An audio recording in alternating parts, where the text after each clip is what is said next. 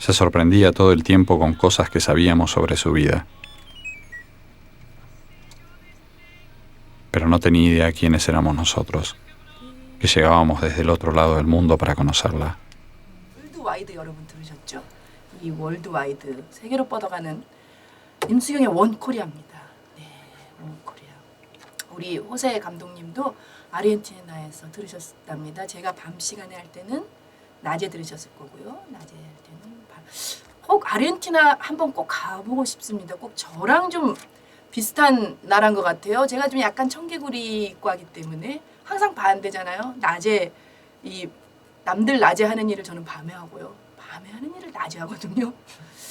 이 여름과 지금 그러면 계절이 부에나비스타 소셜 클럽.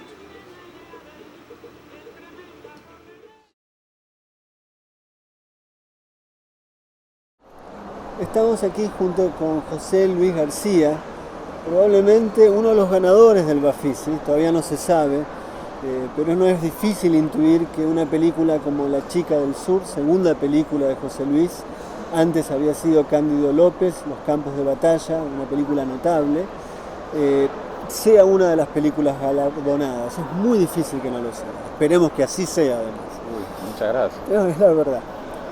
José Luis, hay algo muy particular en tus películas. Son películas que intervienen cuestiones vinculadas a la historia, a la política y a tu intimidad. Son tres áreas que rara vez en el cine se intersectan y en la tuya se están. ¿Cuáles son tus intereses? ¿Por qué se dan esta combinación? Yo si agarro primero la palabra historia y que tiene que ver con mi intimidad, tengo que hablar de mi familia y específicamente de mi hermano, que es historiador, mi hermano mayor, y que en el caso de esta película tiene una influencia directa en el hecho de que se haya realizado, porque él me pasó la posta de un viaje que finalmente yo hice y que se concretó en una película.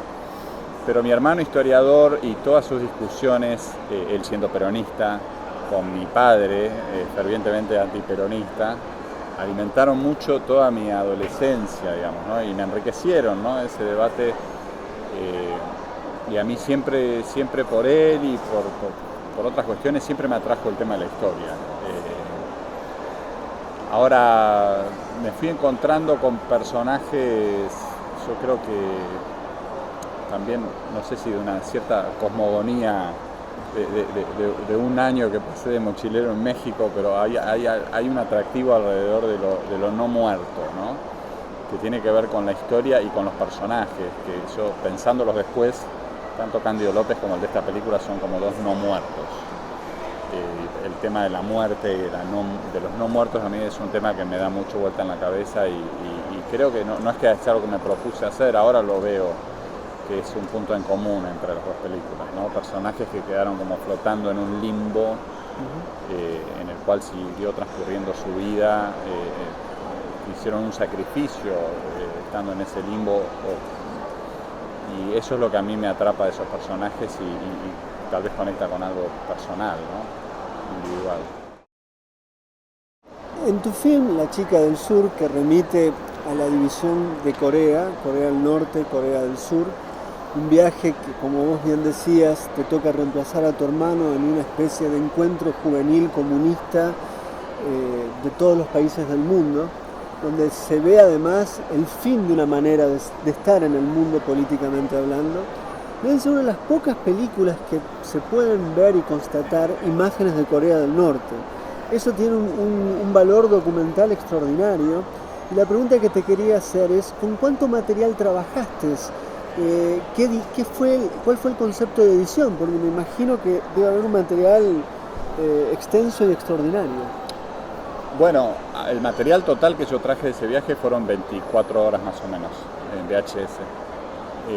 Después se fueron sumando algún material de archivo que conseguimos de otras fuentes que fueron también al mismo festival, sobre todo material que tenía que ver con la protagonista, con el personaje y todo lo que ella hizo durante el festival en Pyongyang.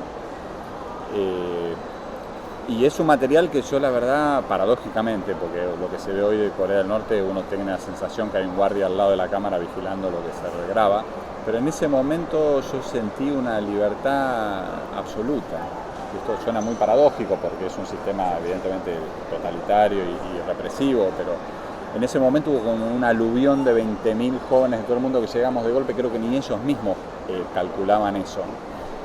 Y se les escaparon tortugas por todos lados, digamos. Claro. Yo era una de esas tortugas y me moví con absoluta libertad por toda la ciudad. Nunca nadie me dijo, no grabes esto, no estés acá.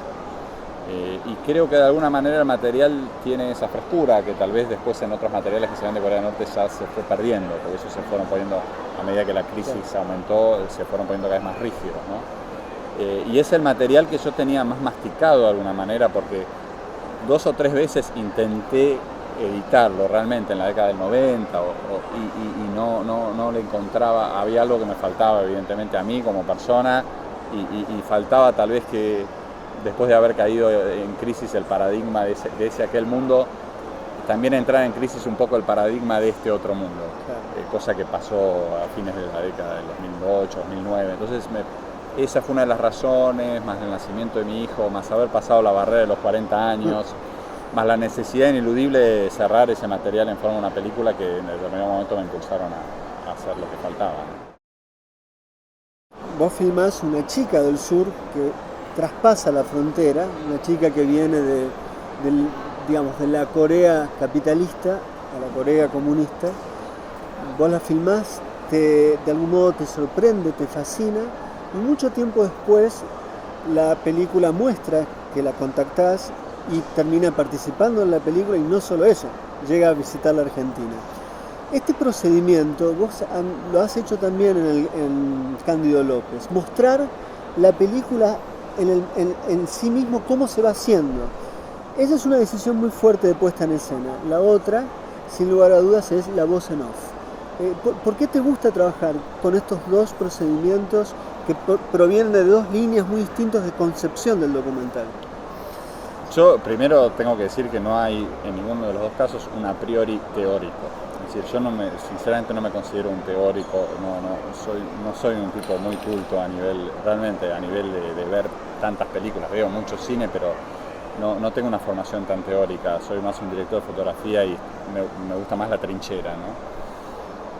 También sobre este tema, como lo otro que decía de los no muertos, yo me puse a reflexionar, digamos, ahora un poco de las 2 películas, a pensar, y siento que el documental siempre está afectando a los personajes y siempre los personajes de alguna manera están actuando para...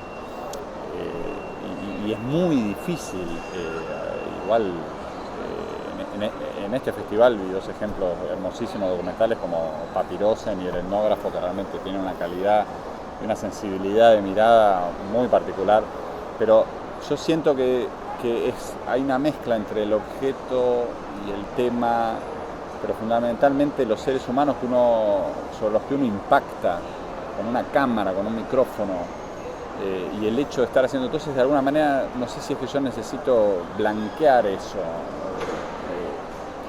Creo que tendría que pensar un poco más, pero me parece que me sale un poco eso, porque el a priori de los 2 documentales no era ese, en ninguno de los 2. Y sin embargo me fui llevando hacia eso. En el Cándido López, uno de los protagonistas se bajó del viaje a último momento, y si yo no me metía con mi escalera, que no estaba pensado, el documental no rodaba. Y en este lo mismo, teníamos una priori de hacer una entrevista, que ella en principio nos dio el ok, pero después nos empezó a negar, y todas las peripecias por conseguir la entrevista contaban al personaje de una manera muy fuerte, pero también necesariamente había que contar el proceso de estar haciendo la película y estar fracasando en el proceso de estar haciendo la película. Entonces también surgió que apareció eso, irrumpió eso naturalmente. La voz en off, creo que en el primer caso, en mi primera película, ayuda a hacer avanzar la historia, con mayúsculas, digamos, la historia del tema de la guerra y del tema del pintor de la guerra de la Triple Alianza, de Cándido López. En este caso creo que es más personal, tal vez es como un poco un diario de viaje y un diario de mis sentimientos en relación a esa búsqueda. Pero también, no sé, tengo la necesidad de ponerla. Hay algo que es un poco una repetición indirecta de lo que hablábamos recién, que también está en Cándido López, que es cómo incorporar los dictados del azar a la puesta en escena. Es algo que te sale muy bien, hasta incluso llegás a construir acciones cómicas que parecen de una película de Buster Keaton, ¿no? Pero, ¿qué tiene que ver un director para poder tomar el azar a su favor? Yo siempre fui un gran creyente de la incorporación del azar y del error, pero te tengo que confesar que después de la experiencia esta y después de haber pasado por un templo budista y haber estudiado un poco, y viste que los budistas no creen ni en los milagros ni en el azar, es casi física cuántica el budismo. Y estoy empezando a transformar mi pensamiento o a darme cuenta que de repente las cosas no hay tanto azar. Ojo que yo creía que sí, ¿no? Pero a veces las cosas se van desencadenando y vas encontrando una razón, si sos honesto, digamos. Pero yo lo que más valoro de las películas es la honestidad, digo, y me gustaría que mis películas fueran honestas. Entonces te das cuenta, bueno, esto pasó por esto, o esto viene de acá. Y después otra cosa que creo que también no es tanto el azar, es que si te metes en un tema y profundizás en un tema y tratás de conocer a un personaje lo más posible, al punto, como dice ella, sabían tanto de mí que si no los ayudaba me iba al infierno, ya aparece una intuición, digamos, que es posterior al conocimiento y que de repente, aunque no entiendas el idioma que están hablando, intuís que va por ahí y empujás la cámara para ahí o haces algo que tal vez parece azar, pero tiene una razón previa que lo desencadena.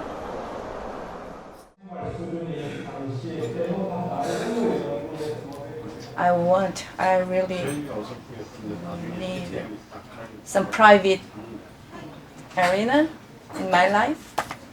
But as a politician, I don't have any privacy anymore. I really enjoy my private life. I've lived some on public life for a long time, so I'm exhausted. So I pursue private life. That's all.